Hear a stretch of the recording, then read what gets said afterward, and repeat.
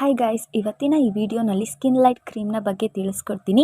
ಈ ಕ್ರೀಮ್ನ ಬಗ್ಗೆ ಆಲ್ಮೋಸ್ಟ್ ಎಲ್ರಿಗೂ ಗೊತ್ತಿರುತ್ತೆ, ಹಾಗೆ ಕೆಲವರು ಇದನ್ನು ಯೂಸ್ ಕೂಡ ಮಾಡ್ತಾ ಇರ್ತಾರೆ.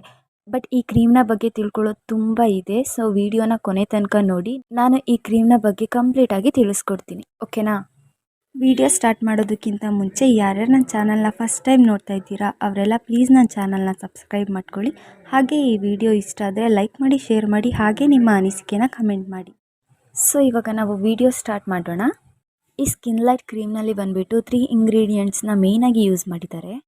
ಫಸ್ಟ್ ಒನ್ ಬಂದುಬಿಟ್ಟು ಹೈಡ್ರೋಕ್ವಿನಾಯಿನ್, ಟ್ರೆಟಿನಾಯಿನ್, ಹಾಗೆಯೇ ಥರ್ಡ್ ಒನ್ ಬಂದುಬಿಟ್ಟು ಮೊಮೆಟಸೋನ್ ಅಂತ ಹೇಳಿ. ಹೈಡ್ರೋಕ್ವಿನಾಯಿನ್ ಮತ್ತು ಟ್ರೆಟಿನಾಯಿನ್ ಬಂದುಬಿಟ್ಟು ಸ್ಟೆರಾಯ್ಡ್ ಅಲ್ಲ, ಬಟ್ ಥರ್ಡ್ ಇಂಗ್ರೀಡಿಯೆಂಟ್ ಏನಿದೆ ಮೊಮೆಟಸೋನ್ ಅಂತ ಏನಿದೆ ಅದು ಬಂದುಬಿಟ್ಟು ಒಂದು ಸ್ಟೆರಾಯ್ಡ್.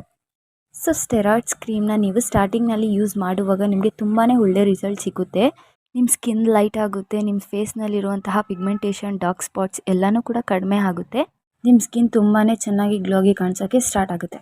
ಒಂದ್ಸಲ ಈ ಕ್ರೀಮ್ನ ಸ್ಟಾಪ್ ಮಾಡಿದ್ರಿ ಅಂತ ಹೇಳಿದ್ರೆ 1 ವೀಕ್ ಒಳಗಡೆ ನಿಮ್ಮ ಸ್ಕಿನ್ ಮೊದಲಿನ ಸ್ಕಿನ್ ಕಲರ್ಗಿಂತ ಡಾರ್ಕ್ ಆಗುತ್ತೆ. ಸ್ಕಿನ್ನಲ್ಲಿ ಪಿಗ್ಮೆಂಟೇಷನ್ ಇರ್ಬೋದು, ಡಾರ್ಕ್ ಸ್ಪಾಟ್ಸ್ ಇರ್ಬೋದು, ಪಿಂಪಲ್ಸ್ನ ಪ್ರಾಬ್ಲಮ್ಸ್ ಇರ್ಬೋದು, ಎಲ್ಲ ಜಾಸ್ತಿ ಆಗುತ್ತೆ. ಹಾಗೆ ನಿಮ್ಮ ಫೇಸ್ನಲ್ಲಿ ರೆಡ್ನೆಸ್ನ ಪ್ರಾಬ್ಲಮ್ ಬರುತ್ತೆ. ಹಾಗೆ ನಿಮ್ಮ ಫೇಸ್ನಲ್ಲಿ ಅನ್ವಾಂಟೆಡ್ ಹೇರ್ಸ್ ಕೂಡ ಜಾಸ್ತಿ ಆಗೋಕ್ಕೆ ಸ್ಟಾರ್ಟ್ ಆಗುತ್ತೆ. ಹಾಗೆ ನಿಮ್ಮ ಸ್ಕಿನ್ ಬಂದುಬಿಟ್ಟು ತುಂಬಾ ಸೆನ್ಸಿಟಿವ್ ಆಗುತ್ತೆ. ಹಾಗೆ ನಿಮ್ಮ ಸ್ಕಿನ್ ಏನಿದೆ ಅಲ್ಲಿ ನಿಮ್ಮ ಫೇಸ್ನಲ್ಲಿ ನಿಮ್ಮ ಸ್ಕಿನ್ ತುಂಬಾ ತೆಳುವಾಗುತ್ತೆ.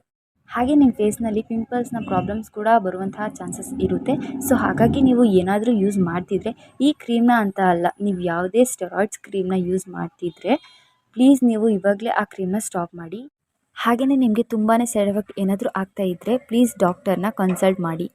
ಬಿಕಾಸ್ ಡಾಕ್ಟರ್ಗೆ ಚೆನ್ನಾಗಿ ಗೊತ್ತಿರುತ್ತೆ ಅಲ್ವಾ, ಸೊ ತುಂಬಾ ಒಳ್ಳೆಯದು. ಹಾಗೆಯೇ ನೀವು ಯಾವುದೇ ಕ್ರೀಮ್ನ ಯೂಸ್ ಮಾಡ್ತಿದ್ರೆ ಪ್ಲೀಸ್ ಆ ಕ್ರೀಮ್ನ ಇಂಗ್ರೀಡಿಯೆಂಟ್ಸ್ನ ಬಗ್ಗೆ ಚೆಕ್ ಮಾಡಿ ನೀವು ಆ ಕ್ರೀಮ್ನ ಯೂಸ್ ಮಾಡಿ.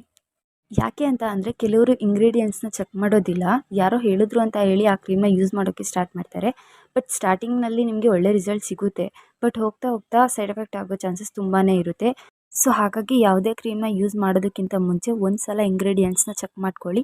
ಹಾಗೆ ನೀವು ಈ ಕ್ರೀಮ್ನ ಯೂಸ್ ಮಾಡ್ತಿದ್ರೆ ಪ್ಲೀಸ್ ಸ್ಟಾಪ್ ಮಾಡಿ. ಹಾಗೆ ನಿಮ್ಮ ಸ್ಕಿನ್ ಡಾಕ್ಟರ್ನ ಕನ್ಸಲ್ಟ್ ಮಾಡಿ, ಅವ್ರ ಸಜೆಷನ್ ತೊಗೊಳ್ಳಿ. ಹಾಗೆ ಈ ವಿಡಿಯೋ ಇಷ್ಟ ಆದರೆ ಲೈಕ್ ಮಾಡಿ, ಶೇರ್ ಮಾಡಿ, ಕಮೆಂಟ್ ಮಾಡಿ.